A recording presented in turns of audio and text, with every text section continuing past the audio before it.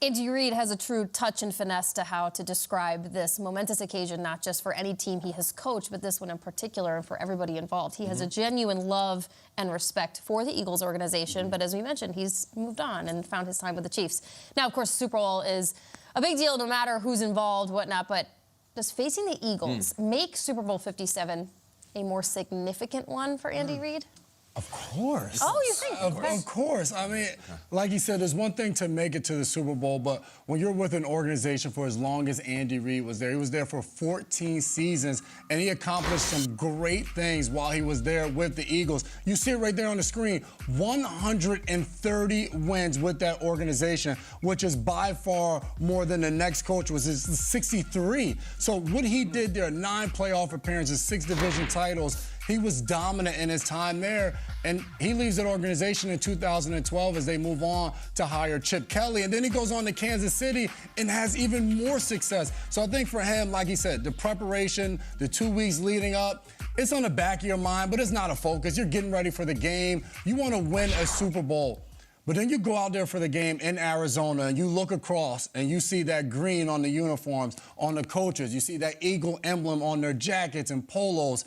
And it brings back so many memories of you being there, you wearing that, you being a part of that organization that you want to win. You're married with somebody for 14 years. You leave, they leave. You both find somebody happy. You're successful. But you don't want to lose to them. There's no way in hell. So I think for sure this makes it loom a little bit more. You want to win this game. You want to look back and say, yeah, like the Eagles, they let me go, but I showed them in the end. And there's, of course, a lot of love, a lot of respect, but I think this one means a little bit more. The competitor in Andy, of course he wants to win. And when you see that logo, I can only imagine after working somewhere for 14 years, working another place 10 years, and then that, of all the 31 other teams, that's what is holding you back from a second Super Bowl.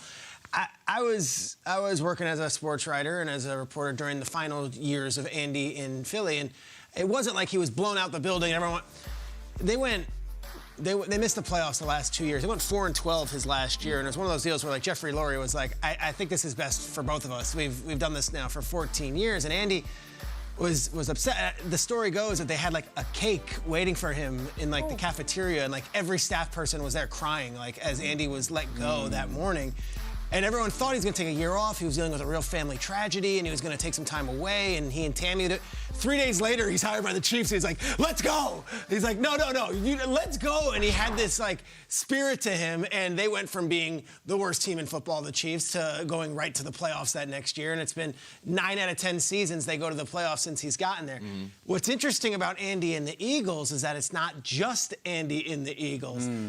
Steve Spagnuolo was a longtime Eagles defensive coordinator, and now he's with him. Brett Veach, the general manager, was a longtime staff member in Philly. He's now in Kansas City with him. Rick Burkholder, the trainer, was the trainer in Philly. Go right down the list. Eric Bieniemy was a player for the Eagles in '99. Now he's obviously with the Chiefs. Matt Nagy was there. Greg Lewis was there. You go up and down the staff, and it's just Eagles people all over in Kansas City. So for me, is it significant? Yeah, it's significant, but it's not just significant for Andy Reid and his story. Just about every person in that Eagles staff has some sort of connection to Philly, and I think that there's going to be a real bond, and the story's going to come into here.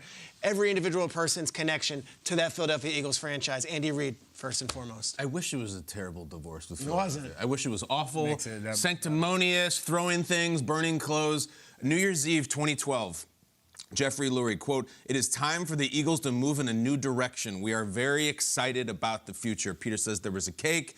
Of course he was excited. Chip Kelly was the most exciting coach in the world at that point. He was going to revolutionize the sport. They bring him in, and it worked. And I think you're right, Jason. Like, as much as I would love animosity, it was a divorce that was best for all parties. And the kids were happy. And Andy immediately goes to Kansas City and starts winning. We've all hit that. And I think if it had ended badly, it's like, yeah, I want to stick it to them. And there's certain owners out there who have fired coaches who have come back to beat them. But you know how you'd see these internet memes, and it's like, tired this, wired this. I'm going to say, tired, Andy used to coach the Eagles. Wired, this. Give me the pick. Give me my wired to the Andy Reid tired. Give me the pick. There we go. That's the man right there. Sirianni with the Chiefs. And if you think he didn't have that trademark panache still that he has now, that's good. Give me the next pick. Look at this guy. This is a quality, bam, with the 6-shooter. 2009. he got an interview with Todd Haley, the Chiefs coach at the time. They knew each other because they both used to work out at the YMCA when Sirianni was in college. Haley brings him on, quality control, make coffee. Haley gets fired. Romeo Crennel comes on, and Rack likes Sirianni so much that he keeps him and promotes him to wide receivers coach. So now Sirianni is the wide receivers coach of the Kansas City Chiefs. Romeo Crennel gets fired. Andy comes on, lets him go. Lets him go. Does not retain his services, brings in his own staff. So if you want any sort of animosity whatsoever, everybody loves Andy Reid, of course, but I have a blood vendetta between Nick Sirianni and the Kansas City Chiefs. Let him go. He fired his and ass. here he is now dancing on the Super Bowl. It's the Sirianni Bowl, if you ask me. Never mind Andy Reid. We've talked about that. Sirianni with the Chiefs is the story here. Kyle, I know you'd be very interested to know that there is a wild TikTok trend going on right now. Tell me. With Selena Gomez's voice that says, I don't have a lot of drama going on right now. Should I make some drama? I think you just did. I think you just tapped into something.